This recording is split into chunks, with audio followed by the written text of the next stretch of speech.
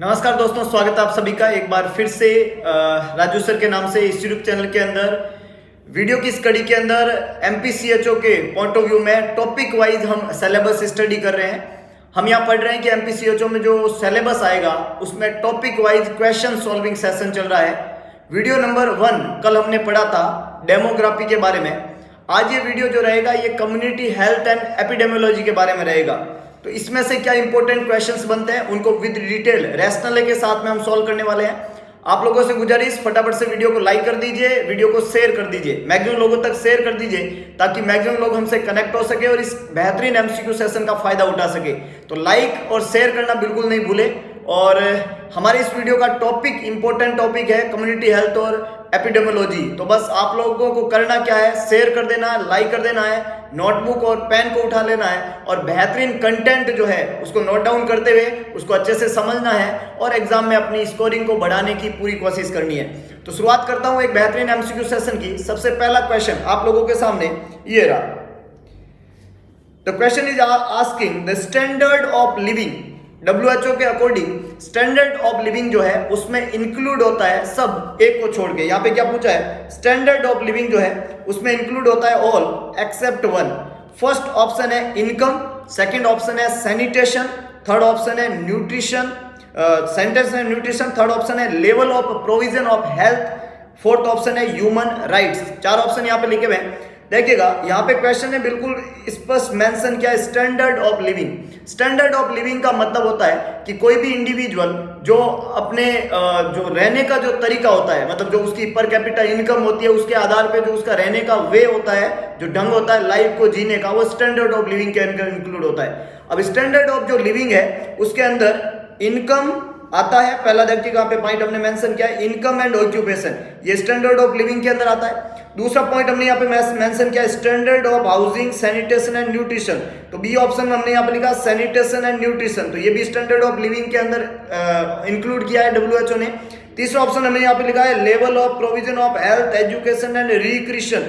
तो level of provision of health जो है ये भी स्टैंडर्ड ऑफ लिविंग के अंदर आता है। तो option A that is income, option B that is sanitation and nutrition, option C that is level of provision of health. ये स्टैंडर्ड ऑफ लिविंग के पार्ट रहते हैं कि आपका इनकम क्या है, आपका सैनिटेशन और न्यूट्रिशन का स्टेटस क्या है, आपका level of provision of health, health की अप्रोच कितनी अच्छी है आपकी, आप किसी बीमार होने पे किसी बीमारी का इलाज ले पाते हैं कि नहीं पाते हैं, ये स्टैंडर्ड ऑफ लिविंग को इंडिकेट करता है। लेकिन ह्यूमन राइट्स जो है ये स्टैंडर्ड ऑफ लिविंग का पार्ट नहीं है।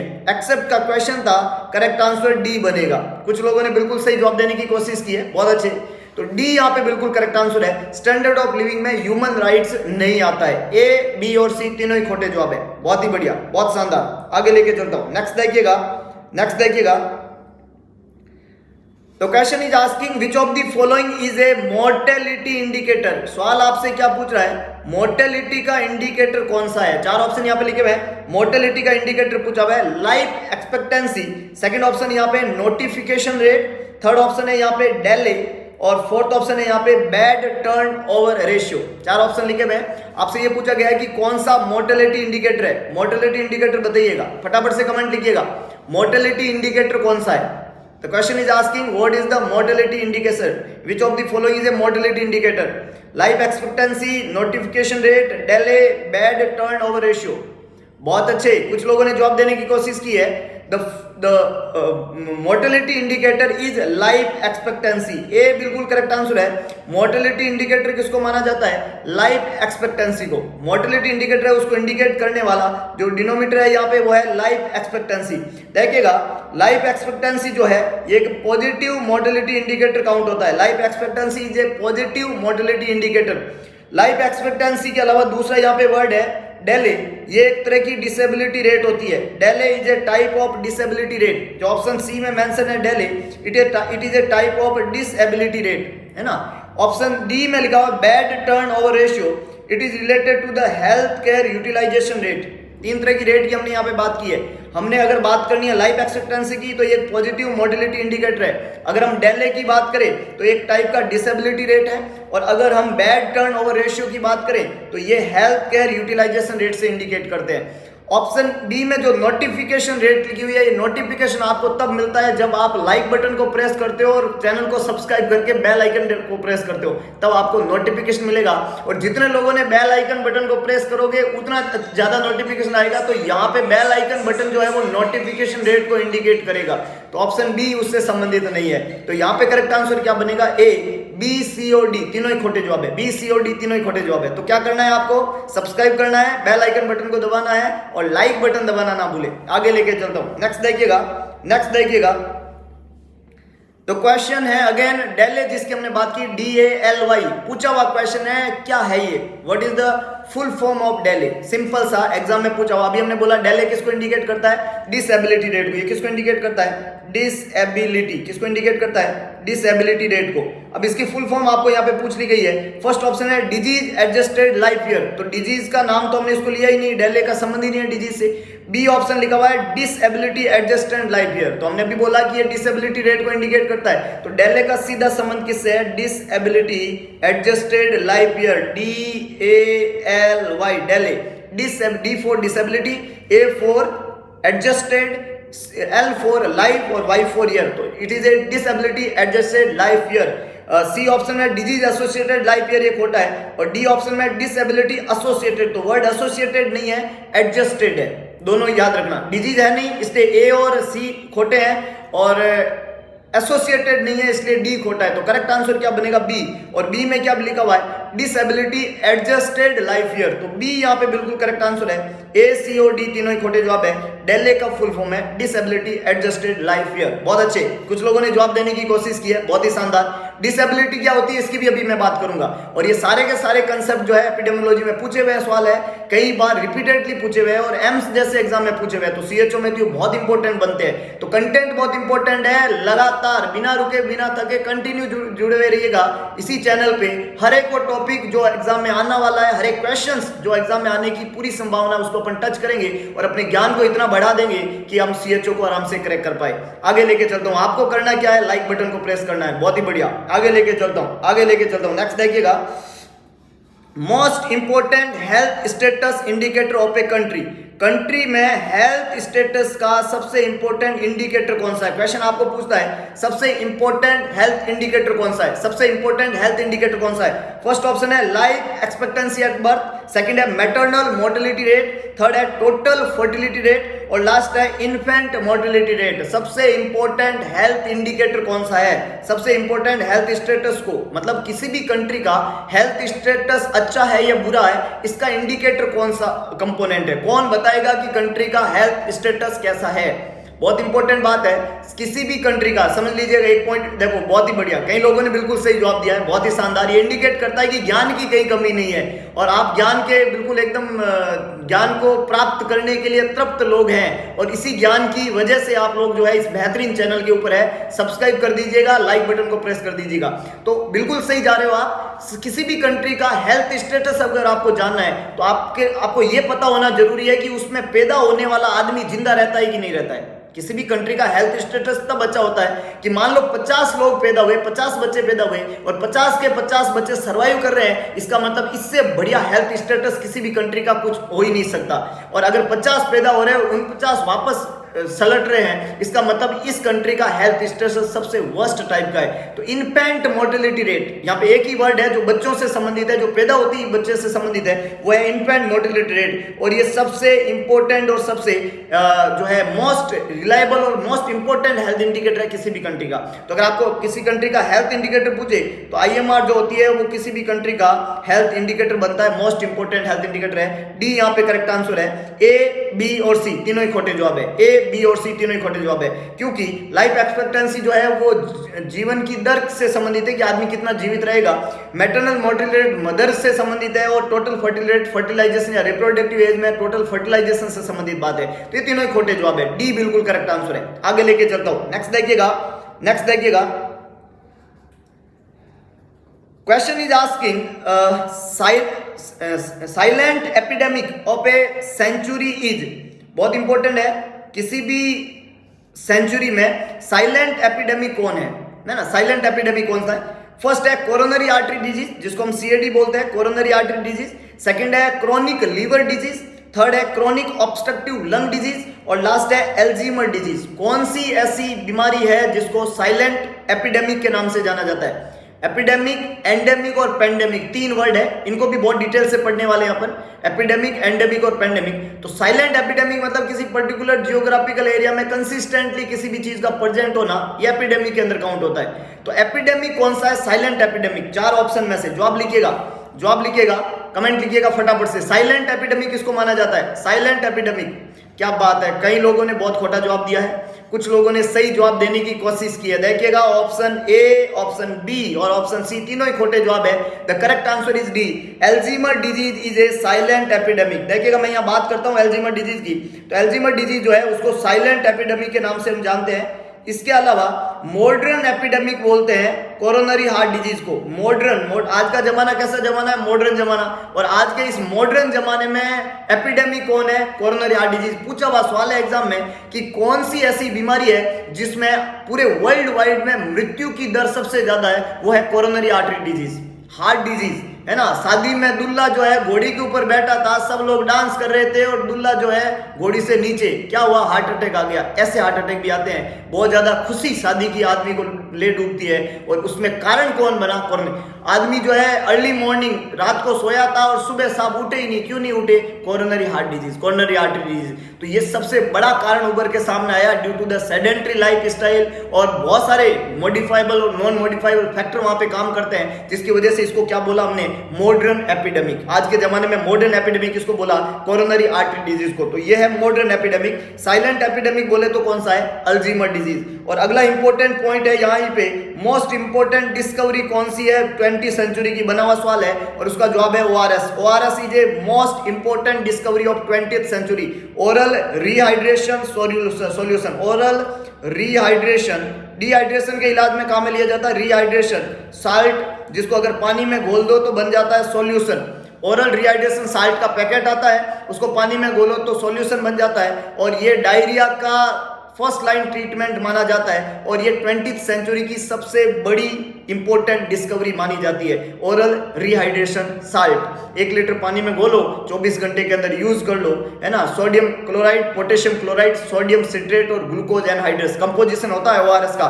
कंप्लीट वीडियो लेक्चर भी इस प्लेलिस्ट के अंदर जाके देख लीजिएगा, ORS के ऊपर बना हुआ है, उसको आप जरूर पढ़िएगा, कम्युनिटी में बहुत इंपॉर्टेंट है। कंप्लीट वीडियो लेक्चर ORS के ऊपर। लाइक करना ना भूले। देखिएगा जितने लोग देख रहे हैं लाइक उतने नहीं है, लाइक जरूर करें, क्योंकि ऊपर वाला सब देखता है। अगर आपने लाइक बटन को प्रेस अभी तक नहीं किया है तो आपको लाइक करना तुरंत बनता है, क्योंकि लाइक अगर नहीं करते हैं तो सवाल गलत होता है, और एक बार लाइक बटन को प्रेस कर दोगे सवाल सही होने शुरू हो जाते हैं। ये आप कहोगे ऐसा थोड़ी होता है सर, मैं कहता हूं ऐसा होता है। एक बार करके देखिएगा, एक बार लाइक बटन को दबा के फिर जवाब दो, एक बार बिना दबा के जवाब दो, आपको पता चल जाएगा चेंजेस। क्यों? क्योंकि भगवान कृष्ण ने भी यही कहा था, बताऊंगा आगे। तो यहाँ पे इंपॉर्टेंट चीज क्या है कि आपको पूछा साइलेंट एपिडेमिक, तो जवाब क्या बनेगा? Alzheimer disease. बहुत ही बढ़िया, बहुत ही शानदार। आगे लेके चलता हूं। नेक्स्ट देखिएगा, question is asking which one of the following does not represent the submerged portion of the iceberg. Question क्या पूछ रहा है कि कौन सा रिप्रेजेंट नहीं करता है submerged portion of iceberg. Iceberg के सबमर्ज्ड पोर्शन को कौन रिप्रेजेंट नहीं करता है? फर्स्ट है diagnosed case under treatment, second option है अनडायग्नोस्ड केसेस, थर्ड ऑप्शन है प्री सिम्टोमेटिक केसेज, और लास्ट वन है कैरियर्स सब क्लिनिकल केसेज। 4 ऑप्शन लिखे हुए। Submerged portion of the iceberg को कौन रिप्रेजेंट नहीं करता है? जवाब लिखिएगा साहब, जवाब लिखिएगा। Submerged portion of the iceberg. Very good, very good. कई लोगों ने अलग अलग तरीके के जवाब लिखे हैं यहाँ पे। बिल्कुल, बहुत बढ़िया। कुछ लोगों ने बिल्कुल सही जवाब दिया है, बहुत अच्छे, बहुत ही शानदार। देखिएगा आइसबर्ग जो है जो डिजीज रहती है कम्युनिटीज के अंदर, उसको कंपेयर किया गया है आइसबर्ग से, है ना। कम्युनिटी में जो डिजीज रहती है उसको कंपेयर किया आइसबर्ग में। जैसे पानी है, पानी के अंदर आप बर्फ डालो तो बर्फ का कुछ हिस्सा, थोड़ा सा हिस्सा तो बाहर की तरफ रहेगा, फ्लोट करता हुआ दिखेगा, उसको फ्लोटिंग टिप कहते हैं, और उसका मैक्सिमम हिस्सा जो है वो पानी के अंदर होता है।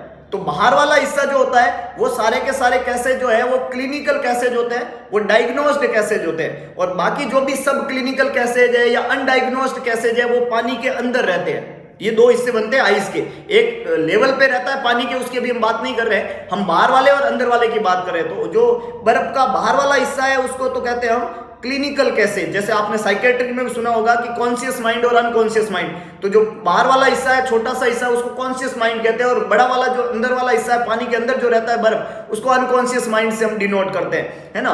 तो यहाँ पे जो बाहर वाला हिस्सा है वो क्लिनिकल कैसेज है, जो दिख रहे हैं, और बाकी वाले सारे सब क्लिनिकल और अनडायग्नोस्ड कैसेज है। सवाल ने ये पूछा कि जो अंदर वाला हिस्सा है, जो सबमर्ज्ड हिस्सा है, जो डूबा हुआ हिस्सा है, वो यहां पे कौन सा नहीं है। तो पहला ऑप्शन जो लिखा हुआ है कि डायग्नोस कैसेज अंडर ट्रीटमेंट, ये नहीं है। क्यों? क्योंकि ये तो डायग्नोस हो चुके हैं, और जो डायग्नोस हो चुके हैं वो क्लिनिकल केस बन चुका है, और वो तो फ्लोटिंग टिप है। तो जो फ्लोटिंग है, जो बाहर वाला है, वो कौन से है? डायग्नोस कैसेज है, ये फ्लोटिंग वाले हैं। बाकी अगर अनडायग्नोस्ड केस है, या वहां पे प्री सिम्टोमेटिक कैसे, सिम्टम आए नहीं है और वो इंक्यूबेशन पीरियड में है मरीज, वो भी छुपा हुआ केस है। इसके अलावा कैरियर सब क्लिनिकल केस जो रहते हैं, कैरियर जो रहते हैं, जो खुद सिम्टम शो नहीं करते और दूसरे को बीमारी ट्रांसमिट करते हैं, तो ये तीनों के तीनों जो है ये सबमर्ज्ड वाला हिस्सा है। लेकिन फ्लोटिंग वाला हिस्से कौन से है? जो डायग्नोस हो चुके हैं और जो ट्रीटमेंट के अंडर में, वो फ्लोटिंग वाले हैं। तो ए यहाँ पे करेक्ट आंसर बनेगा, क्योंकि नहीं का क्वेश्चन था कि कौन सा रिप्रेजेंट नहीं करता है, तो ये रिप्रेजेंट नहीं करता है सबमर्ज कैसेज को। तो ये किसको रिप्रेजेंट करता है? ये क्लिनिकल कैसेज को रिप्रेजेंट करता है। अगर इसको हम और अच्छे से समझने की कोशिश करें तो सबसे पहले इंपॉर्टेंट बात देखिएगा, डिजीज इन ए कम्युनिटी में be compare to an iceberg. Community में कोई बीमारी है, उसको आइसबर्ग से हमने कंपेयर कर दिया। कम्युनिटी में कोई बीमारी है, उसको हमने किससे कंपेयर कर दिया? आइसबर्ग से। आइसबर्ग से कंपेयर करते हुए हमने बताया कि आइसबर्ग में जो फ्लोटिंग टिप है, फ्लोटिंग मतलब जो बाहर की तरफ दिख रहा है, बर्फ वाला छोटा पार्ट आपको बाहर दिख रहा है, वो बाहर वाला पार्ट जो है, what physician sees in the community. Physician ने कम्युनिटी में क्या देखा, और फिजिशियन ने क्या देखा? क्लिनिकल केस देखे। तो फिजिशियन जो कम्युनिटी में देखता है, जो कम्युनिटी में क्लिनिकल केसेज है, जो डायग्नोस हो चुके हैं, फिजिशियन जिसको इलाज दे रहा है, ये सारे के सारे केस कौन से होते हैं? फ्लोटिंग टिप वाले होते हैं आइसबर्ग के अंदर।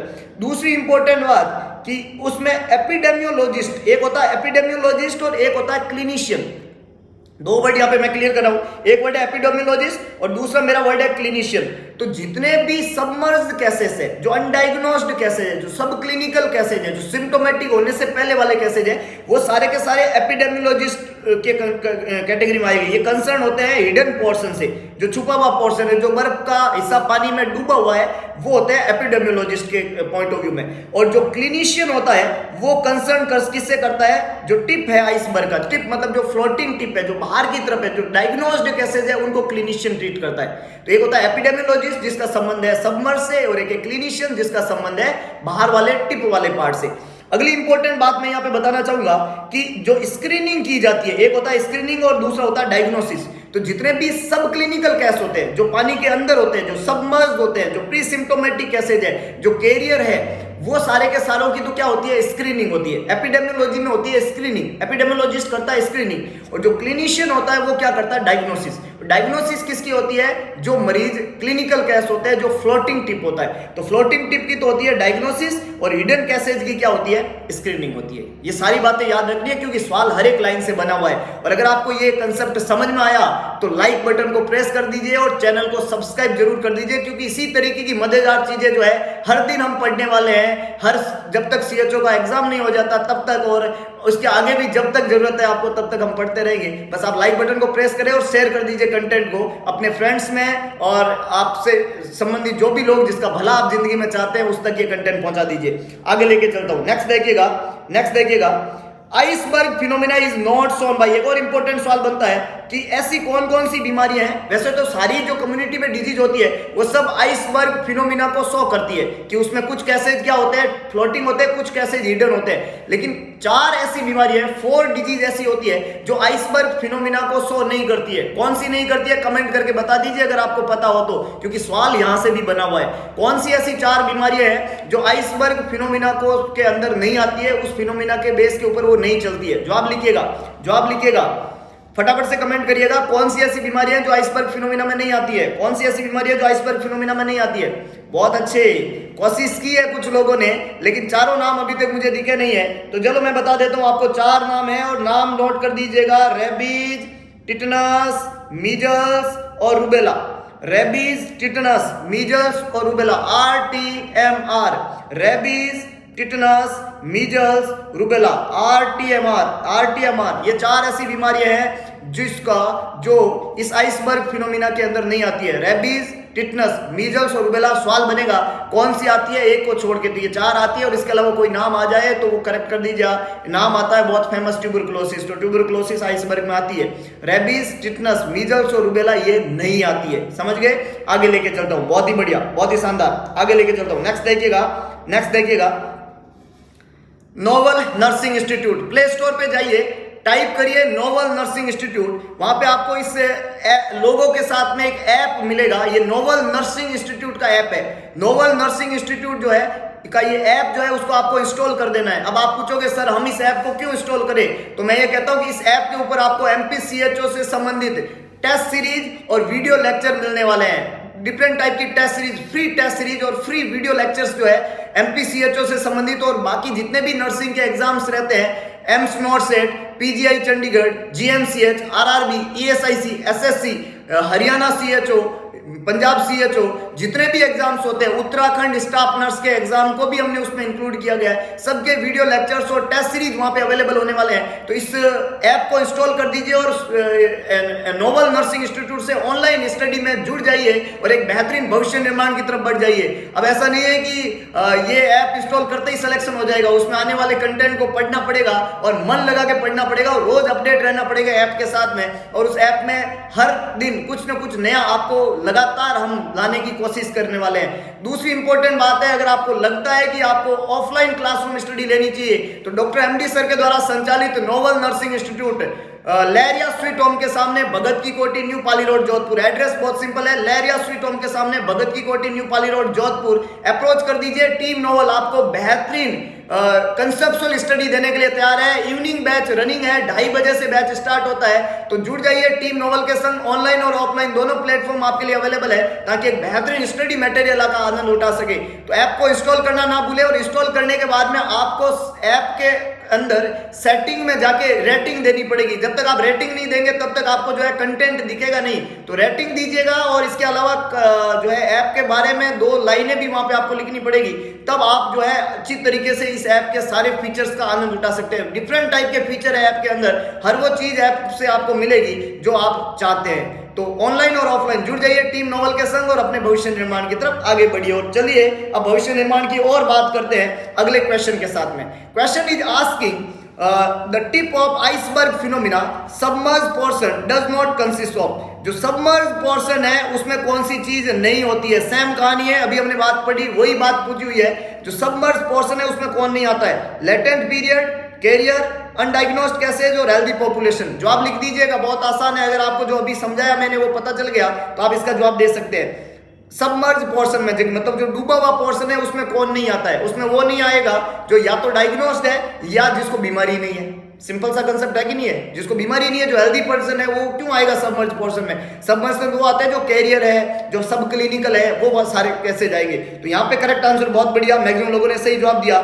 डी यहाँ पे करेक्ट आंसर बनेगा सर। हेल्दी पॉपुलेशन जो है वो सबमर्ज कैसेज में नहीं आता है। हेल्दी पॉपुलेशन जो है वो सबमर्ज कैसेज में नहीं आएगा, बाकी तीनों सबमर्ज कैसेज के अंदर आएगा, है ना। जैसे पानी है और इस पानी के अंदर आपने क्या डाला, बर्फ डाल दिया, तो ये जो बर्फ है इसका एक टिप है वो ऊपर रहता है और बाकी मैक्सिमम पोर्शन पानी के अंदर रहता है। जो ऊपर वाला टिप है ये या तो डायग्नोस्ड कैसेज है या ये हेल्दी पर्सन है। तो हम इसकी बात करें, ये हेल्दी है। बाकी सारे जैसे लेटेंट पीरियड है या अनडायग्नोस्ड कैसेज है या कैरियर है, ये सब किस में आएंगे, सबमर्ज के अंदर आएंगे। जो पानी में डूबा हुआ पार्ट है उसमें आएगा। समझ गए बात को, आगे लेके चलता हूं। बहुत ही बढ़िया, लाइक बटन को प्रेस करना ना भूले, ऊपर वाला सब देखता है। और जिन लोगों ने लाइक नहीं दबाया ना, देखो आपको ये इंपॉर्टेंट चीज है कि ये फर्क नहीं पड़ता है कि आप दबाए या ना दबाए, लेकिन मैं ये कहता हूं कि इससे कॉन्फिडेंस आएगा आपको और आपके सवाल सही होने शुरू हो जाएंगे। अप्लाई करके देखिएगा, आगे लेके चलता हूं। नेक्स्ट देखिएगा epidemiological trial are all except. Epidemiological trial में सब चीजें आती है। ट्राइड मतलब 3 चीजों का ग्रुप। ट्राइड जैसे मैं एक त्रिभुज बनाता हूं, त्रिभुज, ये 3 कोण होते हैं इसमें, त्रिभुज, ट्राइंगल। कब बनाना सीखते हो, अभी तो मैंने बना दिया। जिंदगी में पहली बार मैंने ट्राइंगल बनाना कब सीखा, कमेंट करिए। ट्राइंगल पहली बार मैंने कब बनाना सीखा। माइलस्टोन है पीडियाट्रिक नर्सिंग का, अभी तक नहीं आता है तो कहाँ आना है, नोवल नर्सिंग इंस्टीट्यूट। ये कहाँ पे है? लहरिया स्वीट होम के सामने, भगत की कोठी, न्यू पाली रोड, जोधपुर। ट्रायंगल बनाना बच्चा कब सीखता है? ये सीखना होगा तो अप्रोच करना पड़ेगा।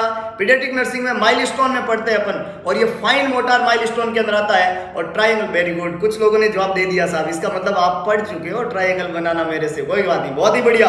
ट्रायंगल बनाना बच्चा सीखता है 5 साल की उम्र में, और मैं 5 साल से बड़ा हूं इसलिए मैंने खटाक से ट्रायंगल बना दिया। और इस ट्रायंगल में ट्रायड मैंने बात की, तो ये जो ट्रायड है, एपिडेमियोलॉजिकल ट्रायड, इसमें 3 चीजें आती है। और 3 चीजें कौन कौन सी आती है? एक आता है एजेंट, कौन आता है? एक आता है एजेंट, एक आता है होस्ट, और एक आता है एनवायरमेंट। कौन कौन आता है? एजेंट, होस्ट और एनवायरमेंट। 3 चीजें आती है एपिडेमियोलॉजिकल ट्रायड में, एजेंट, होस्ट और एनवायरमेंट। ऑप्शन ए में होस्ट दिया हुआ है, ऑप्शन बी में एनवायरमेंटल फैक्टर दिए हुए हैं, ऑप्शन सी में एजेंट दिया हुआ है। इसका मतलब ए, बी और सी तीनों ही एपिडेमियोलॉजिकल ट्रायड में आएंगे। तो कौन नहीं आएगा? इन्वेस्टिगेटर नहीं आएगा। डी यहाँ पे आंसर बन गया, एक्सेप्ट का क्वेश्चन था। अब कुछ लोग कहेंगे सर हमें तो एक्सेप्ट दिखा ही नहीं, तो देखना पड़ेगा साहब। बिना देखे दुनिया में कोई भी काम बिना देखे नहीं हुआ है, तो देखें, सोचें, समझे और अपने कंसेप्ट को लगाएं, तभी क्वेश्चन सही होने की संभावना है। बेहतरीन स्टडी के लिए कंसेप्ट का आपके पास में होना जरूरी, ज्ञान का होना जरूरी, और उसको अप्लाई करना भी आपको सीखना पड़ेगा। आगे लेके चलता हूं, नेक्स्ट देखिएगा, नेक्स्ट देखिएगा। The question is asking when a child lost his hand, किसी भी बच्चे का हाथ कट गया, when a child lost his hand and unable to do routine work, अपना रूटीन वर्क नहीं कर पा रहा है। एक बच्चा है जिसका हाथ कट गया और अब वो अपना रूटीन वर्क नहीं कर पा रहा है, इसको क्या बोला जाता है? समझ गए क्वेश्चन को? एक बच्चा है जिसका क्या कट गया? हैंड कट गया, और अब वो अपना रूटीन वर्क नहीं कर पा रहा है, इसको क्या बोलते हैं? ऑप्शन देखिएगा। पहला ऑप्शन कह रहा है उसको हैंडीकैप बोलेंगे, दूसरा ऑप्शन कह रहा है उसको हम डिसेबिलिटी बोलेंगे, तीसरा ऑप्शन कह रहा है उसको हम इंपेयरमेंट बोलेंगे, और चौथा ऑप्शन कह रहा है उसको हम बैटर्ड बेबी सिंड्रोम बोलेंगे। 4 ऑप्शन लिखे हुए हैं। एक बच्चा है जिसका हैंड कट गया है और अब वो अपनी डेली रूटीन वाले जो वर्क है उनको कैरिड आउट नहीं कर पा रहा है, इसको हम किस नाम से जानेंगे? हैंडीकैप, डिसेबिलिटी, इंपेयरमेंट और बैटर्ड बेबी सिंड्रोम। 4 ऑप्शन लिखे हुए हैं, जवाब लिखिएगा। जवाब लिखिएगा, क्या जवाब होना चाहिए? जवाब लिखिएगा, 4 ऑप्शन है यहाँ पे। बहुत अच्छे, कुछ लोगों ने जवाब देने की कोशिश की है। कंसेप्ट को समझाता हूं, कंसेप्ट को समझाता हूं, एक छोटे से एग्जांपल के साथ में कंसेप्ट को समझाता हूं। मान लो किसी का एक्सीडेंट हो गया, ये बच्चा था और ये बच्चा कहीं जा रहा था और इस बच्चे का एक्सीडेंट हो गया। जब एक्सीडेंट हो जाता है तो एक्सीडेंट में सबसे पहले होती है, एक्सीडेंट होना एक बीमारी है, डिजीज है। किसी का एक्सीडेंट हुआ, ये एक डिजीज हुई है ना, कोई एक एक्सीडेंट हुआ, इसका मतलब एक्सीडेंट होना एक क्या थी? डिजीज। तो इस प्रोसेस में सबसे पहले नंबर आता है डिजीज का। सबसे पहले किसका नंबर आता है? डिजीज का। सबसे पहले क्या आती है? डिजीज। अच्छा, एक्सीडेंट हुआ तो डिजीज हुई। अब उस एक्सीडेंट के अंदर मान लो उस बच्चे का पांव लॉस हो गया, फुट का लॉस हो गया, अभी यहाँ पे हैंड का लॉस हुआ, हम एक एग्जांपल लिया, उसका पांव कट गया, हाथ कट गया, जो भी कट गया, तो ये जो हैंड का लॉस हुआ इसको हम क्या बोलते हैं? इंपेयरमेंट। क्या बोलते हैं इसको? इंपेयरमेंट। एक्सीडेंट हुआ, ये तो क्या थी? डिजीज, और उसमें किसी ऑर्गन का लॉस हो गया, उसको हम क्या बोलते हैं? इंपेयरमेंट। और तीसरी इंपॉर्टेंट बात, उस ऑर्गन के लॉस होने के कारण वो अब चल नहीं पा रहा है, इसको क्या बोलते हैं? डिसेबिलिटी। वो अब चल नहीं पा रहा है, इसको क्या बोलते हैं? अगर वो चल नहीं पाएगा तो अपने डेली रूटीन की एक्टिविटी को नहीं कर पाएगा, इसको क्या बोलते हैं? डिसेबिलिटी। पॉइंट पकड़ पा रहे हो मेरा? कि सबसे पहले क्या हुआ? एक्सीडेंट हुआ, ये डिजीज थी, उसके बाद में लॉस ऑफ हैंड या फुट हुआ, ये इंपेयरमेंट था, और अब वो उसकी वजह से चल नहीं पा रहा, इसको हम क्या बोलते हैं? डिसेबिलिटी। तो अगर डिसेबिलिटी हुई है उसको, वो चल नहीं पा रहा तो अपने रूटीन वर्क नहीं कर पाएगा। क्वेश्चन ने यही पूछा है कि उसके हैंड का क्या हुआ? लॉस। जब हैंड का लॉस हुआ, ये तो क्या हुआ था? इंपेयरमेंट। जब हैंड का लॉस हुआ, ये तो क्या हुआ? अगर इतना ही पूछता है कि बच्चे के हैंड का लॉस हो गया, इसको क्या कहते हैं, तो जवाब बनता है इंपेयरमेंट। लेकिन इसने एक और लाइन लिख दी कि अब वो अनेबल है रूटीन वर्क को करने में। जब वो रूटीन वर्क नहीं कर पा रहा तो उसमें अब क्या हो गई है? डिसेबल हो गया। वो क्या हो गया? डिसेबल। तो उसमें क्या डेवलप होगी? डिसेबिलिटी। तो यहां पे करेक्ट आंसर क्या बनेगा? B, disability. यहां पे करेक्ट आंसर क्या बनेगा? B, disability. इसको क्या बोलते हैं? हैंडीकैप नहीं बोलते हैं, इंपेयरमेंट नहीं बोलते हैं। वर्ड एक जैसे लगते हैं पर एक जैसे होते नहीं है, और अगर आपको एक जैसे लगते हैं तो आपको कहां पहुंचना पड़ेगा? Novel nursing institute. Classroom study लेनी पड़ेगी साहब, और आपको हर एक वर्ड के ऊपर काम करके देगी टीम नोवल, और उससे आपका बेहतरीन भविष्य निर्माण होगा। किसी भी एग्जाम को क्रैक करने की हिम्मत आएगी, कॉन्फिडेंस आएगा, और कॉन्फिडेंस से बड़ा चीज धरती पे कोई नहीं है। किसने देखा कि जंगल में चुनाव होते हैं लेकिन शेर को जंगल का राजा कहते हैं? वोट दिया किसी ने? कोई दे सकता है शेर को वोट? कोई नहीं देता है। लेकिन शेर को राजा बनाया किसने? उसके एटीट्यूड ने, उसके कॉन्फिडेंस ने। जब वो मार्केट में आता है ना, जब वो जंगल में आता है ना, तो भाई साहब ऐसी धाड़ लगाता है कि कि हाथी हाथी जैसे बड़े बड़े जानवर नतमस्तक हो जाते, बोले राजा साहब आ गए, राजा साहब आ गए। आता कि नहीं होता है? क्या है ये एटीट्यूड है, ये कॉन्फिडेंस है जो शेर ने डेवलप किया। ये पुदीना है जो शेर के अंदर भरा हुआ है, किसने भरा था? खुद ने भरा था। आपकी सिलेक्शन की गारंटी आप खुद ले सकते हो, आप खुद सेलेक्ट हो सकते हो। कब? जब आप अपने एटीट्यूड को बदलोगे, जब आप शेर वाला एटीट्यूड लेके बैठोगे, जब आप अपने अंदर वो पुदीना भर के रखोगे कि कहीं भी मार्केट में साला उतार देना तो फिर आप बस छा जाओ साहब, उस तरीके का बनना है अपने को, है कि नहीं है? तो यहाँ पे मिलते जुलते वर्ड जरूर होते हैं पर मिलते जुलते है नहीं। आगे लेके चलता हूं। तो डिजीज, इंपेयरमेंट, डिसेबिलिटी, 3 वर्ड हम क्लियर कर दिया। अगला इंपॉर्टेंट वर्ड देखिएगा, हैंडीकैप किसको बोलते हैं? कि अगर उस ऑर्गन के लॉस की वजह से वो इंडिविजुअल का अनएम्प्लॉयमेंट हो जाए, उसकी नौकरी चली जाए, उसके घर का खर्चा चला जाए, घर की इकोनॉमिक कंडीशन गड़बड़ाने लग जाए क्योंकि उसकी नौकरी चली गई, क्योंकि उसका पांव कट गया था, वो हैंडीकैप हो गया। अब इसको बोलते हैं हैंडीकैप। इसको क्या बोलते हैं? हैंडीकैप। ये एक सीरीज है, एग्जाम में ये सीरीज पूछी हुई है। सबसे पहले क्या बनती है? डिजीज, फिर क्या आता है? इंपेयरमेंट, फिर क्या आता है? डिसेबिलिटी, और फिर क्या आता है? हैंडीकैप। DIDH, डिड, इसको DIDH याद रख लीजिएगा। पहले क्या आती है? डिजीज, फिर क्या आता है? इंपेयरमेंट, फिर क्या आता है? डिसेबिलिटी, फिर क्या आता है? हैंडीकैप। सीधा हैंडीकैप नहीं, और ये एक सीरीज है जो पूछी जाएगी। आज मैं कह रहा हूं एग्जाम में याद रखोगे। और कब बोला ये तब बोला जब MPCHO का एपिडेमियोलॉजी वाला लेक्चर पढ़ रहे थे। यस और नो? लाइक बटन को प्रेस कर दीजिए अगर ये बात पसंद आई तो, क्योंकि ऊपर वाला सब देखता है। आगे लेके चलता हूं, नेक्स्ट देखिएगा। तो यहाँ पे हमारा जवाब क्या बन गया? डिसेबिलिटी। कंसेप्ट क्लियर है? दोबारा सुन लीजिएगा, कंसेप्ट क्लियर हो जाएगा। बहुत जरूरी है ये कंसेप्ट, सवाल बनता है सर। आगे लेके चलता हूं, नेक्स्ट देखिएगा। Question is asking definition of health given by WHO include which of the following dimension? Health की डेफिनेशन जो WHO ने दी थी, वर्ल्ड हेल्थ ऑर्गेनाइजेशन ने दी है, उसने इस डेफिनेशन में सारी चीजें इंक्लूड की है, डायमेंशन इंक्लूड किए हैं, सारे डायमेंशन इंक्लूड किए हैं। डायमेंशन एक्सेप्ट का क्वेश्चन है, एक नहीं दिया, ये पूछ रहा है एक्सेप्ट 1, है ना? आप लोग एक्सेप्ट का मैंने लिख दिया, ठीक है। Definition of health given by WHO include which of the following dimension? Except 1 है। कौन सा नहीं है ये आपको बताना है। ऑप्शन दे रहा हूं। पहला ऑप्शन देखिएगा, फर्स्ट ऑप्शन देखिएगा सोशल, सेकंड ऑप्शन देखिएगा फिजिकल, थर्ड ऑप्शन देखिएगा मेंटल, और फोर्थ ऑप्शन देखिएगा इकोनॉमिक। क्वेश्चन क्या पूछ रहा है? डायमेंशन, डेफिनेशन जो हेल्थ की WHO ने दी है उसमें कौन कौन से डायमेंशन है, एक को छोड़ के, सोशल, फिजिकल, मेंटल और इकोनॉमिक। जवाब लिखेगा फटाफट जवाब लिखेगा। Social, physical, mental, economic. Health की डेफिनेशन याद करके जवाब लिखेगा। Health is a state of complete physical mental, याद लिखिएगा। हेल्थ की डेफिनेशन समझ में आ रही है? हेल्थ की डेफिनेशन वहीं से बोल रहा हूं मैं। हेल्थ की डेफिनेशन WHO ने दी है। बहुत अच्छे बोले साहब। इकोनॉमिक नहीं होता है, बोले साहब डी नहीं होता है, डी खोटा है। दूसरा जवाब लिखिएगा। डी तो नहीं है सर, डी खोटा है। अच्छा, सी तो नहीं बन सकता, बी ये भी नहीं बन सकता। देखिएगा अगर आपको हेल्थ की डेफिनेशन में भी अभी गड़बड़ है तो कम्युनिटी हेल्थ कैसे क्लियर होगा मामला? हेल्थ की डेफिनेशन में state of complete mental, physical, social and economical wellbeing, चारों के चारों कंपोनेंट आते हैं। तो करेक्ट आंसर क्या बनेगा? E, that is emotional. Yes or no?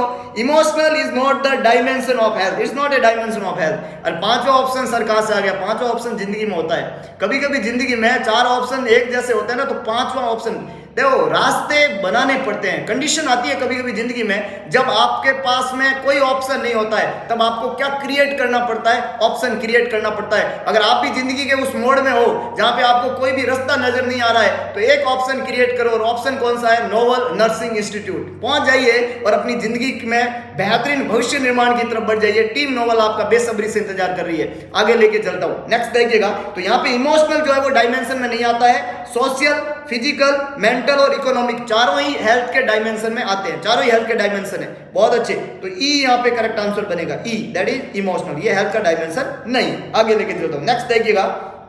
Next,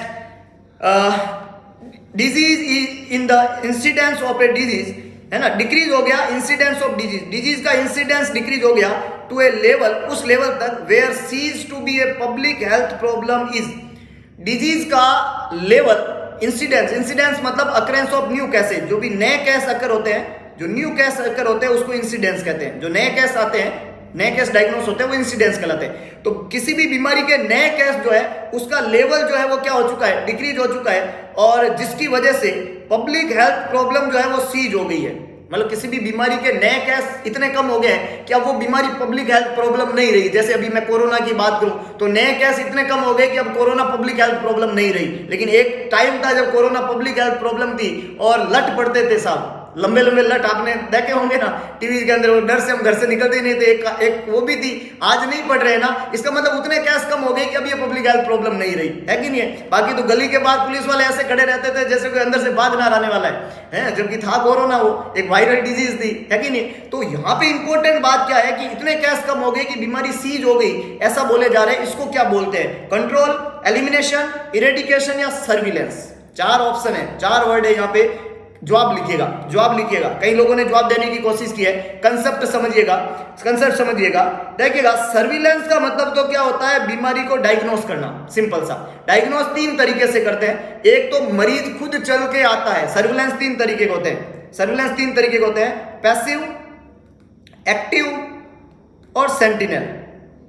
3 तरीके के सर्विलेंस होते हैं। पैसिव वो होता है जिसमें मरीज खुद चल के आता है, पीएससी सीएससी किसी प्राइवेट प्रैक्टिशनर के पास में, बोलता है मेरे को बुखार आ रहा है साहब, और उसको डायग्नोस कर दिया जाता है। ये तो पैसिव तरीका है। एक्टिव तरीका जो है उसमें जो हेल्थ वर्कर है वो डोर टू डोर जाते हैं और डोर टू डोर कोरोना के सैंपल लेते हैं, डोर टू डोर मलेरिया का टेस्ट करते हैं, फीवर चेक करते हैं, मलेरिया की स्लाइड लेते हैं। इसको एक्टिव सर्विलेंस के नाम से जानते हैं। और सेंटिनल सर्विलेंस जो होता है वो किसी और बीमारी के लिए आया और कोई और तरीके से डायग्नोस हुआ और इस तरीके की जो चीजें रहती है वो सेंटिनल सर्विलेंस में आती है। तो सर्विलेंस का तो यहाँ पे कंसेप्ट दिया हुआ नहीं है, तो ये तो आंसर नहीं बन सकता। अब 3 वर्ड है, कंट्रोल, एलिमिनेशन और इरेडिकेशन। इसमें क्या होता है, मैं 1 बाय 1 करूं तो कंट्रोल को बोलते हैं कि बीमारी के केस, नए केस इतने कम हो गए कि बीमारी जो है उसको पब्लिक हेल्थ प्रॉब्लम नहीं रही, इसको कंट्रोल कहते हैं। और ऐसा ही यहाँ पे एक क्वेश्चन में पूछा गया था, तो इसका जवाब तो क्या बनेगा? ए। इसका जवाब तो क्या बनेगा? जिन लोगों ने ए आंसर नहीं दिया है सारे लोग 10-10 बार ए लिखो कमेंट बॉक्स के अंदर। इसका जवाब तो क्या बनेगा? ए। इसको बोलते हैं कंट्रोल कर देना, आपने बीमारी को कंट्रोल कर दिया।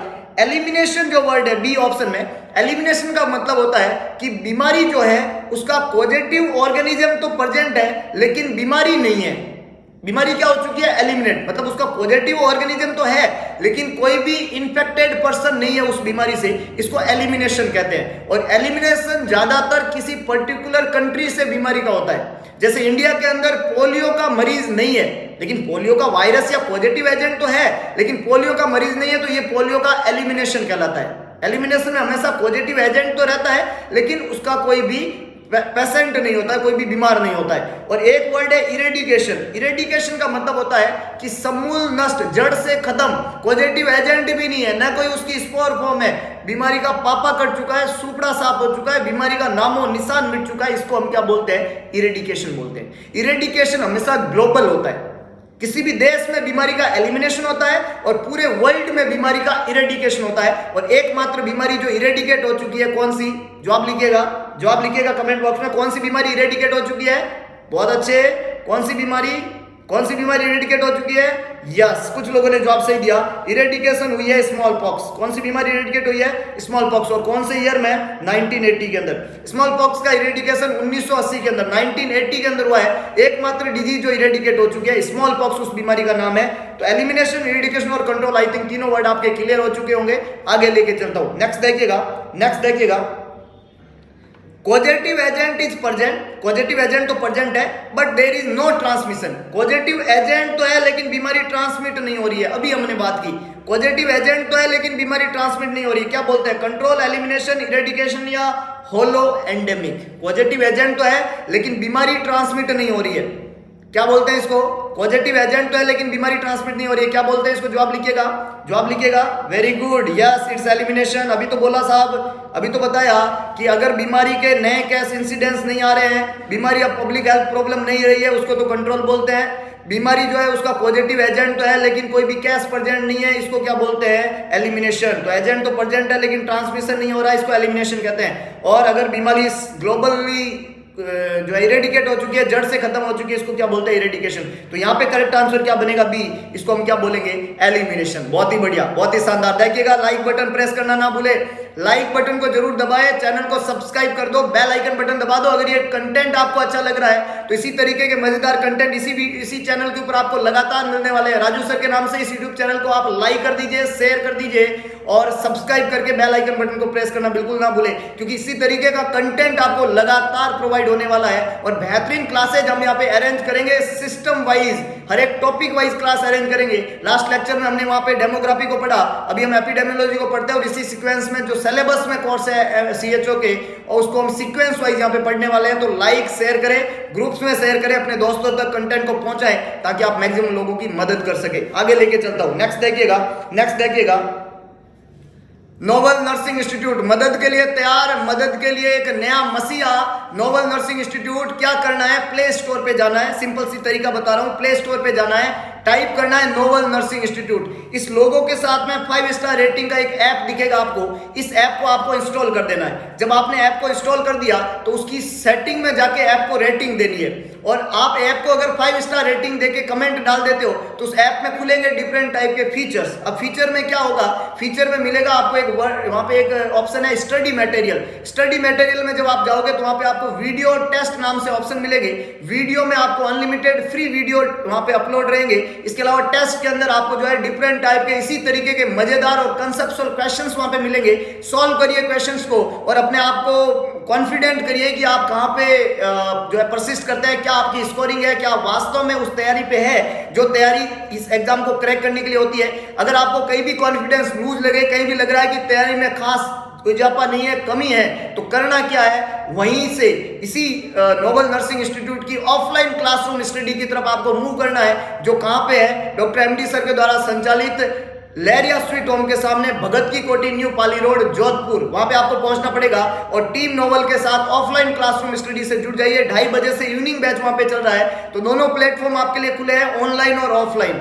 टीम नोबल से जुड़ के आप अपना बेहतरीन भविष्य निर्माण कर सकते हो। ऑनलाइन प्लेटफॉर्म ऐप के ऊपर है, फ्री एमसीक्यूज वहां पे और फ्री वीडियो लेक्चर्स आपको मिल रहे हैं। तो आपको ज्ञान को बढ़ाने के लिए एक फ्री सर्विसेज जो है वो टीम नोबल के द्वारा दी जा रही है। बस आपको करना क्या है, एक ज्ञान के इस सागर में डूब जाना है, अपने आप को कॉन्फिडेंट करना है ताकि आप डिफरेंट टाइप के एग्जाम को क्रैक कर पाए। तो आप आज के इस वीडियो लेक्चर में बस इतना ही, मिलेंगे दोबारा एक नए एमसीक्यू सेशन के साथ में, कुछ इंपॉर्टेंट, कुछ ट्रिकी, कुछ कंसेप्चुअल एमसीक्यू। अगर वीडियो आपको पसंद आया तो वीडियो को लाइक करें, वीडियो को शेयर करें, कमेंट बॉक्स में अपना सुझाव डालना बिल्कुल ना भूलें। और इसके अलावा एक काम करें, भगवान कृष्ण ने कहा था कि सारथी बने, स्वार्थी ना बने। तो दिखा दीजिए सारथी पर और कर दिखाइए ऐसा कि दुनिया करना चाहिए आपके जैसा। अगर आप कुछ बेहतरीन समझ रहे हैं, बेहतरीन कंसेप्ट बना रहे हैं, कुछ अच्छा पढ़ पा रहे हैं, तो आप है राजू सर के नाम से इस यूट्यूब चैनल में, जिसको सब्सक्राइब और बेल आइकन बटन दबाना ना भूले। तो मिलते हैं दोबारा एक नए एमसीक्यू सेशन के साथ में, कुछ इंपॉर्टेंट, कुछ ट्रिकी, कुछ कंसेप्चुअल एमसीक्यू के साथ में। तब तक के लिए जय हिंद, जय भारत, जय महाकाल।